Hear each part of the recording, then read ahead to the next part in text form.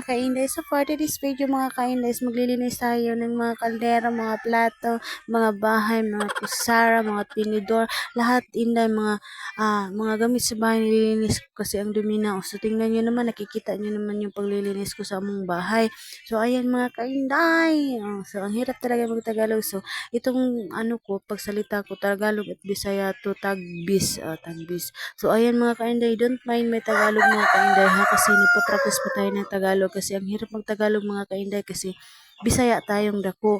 O, diba? So ang hirap mga kainday no. So kayo na lang magsabot sa akin mga kainday kasi nagpa-practice pa ako ng Tagalog. So ayan mga kainday, yung aso namin diyan ano hinahapak-hapak ko kasi ang tigas ng ulo kasi nagdadala siya ng balas dito sa aming bahay. Yung paa niya ang daming balas so kaya binabato ko siya. So ayun mga kainday, dito naman tayo sa munti nating kusina. So, 'di ba? Nakita niyo naman mga kainday, no, na ang daming basura kasi yung mga kainday nagdi-display ako ng gasolina kaya hindi ako makapokus sa paglilinis ng bahay mga kainday. So, yan lang.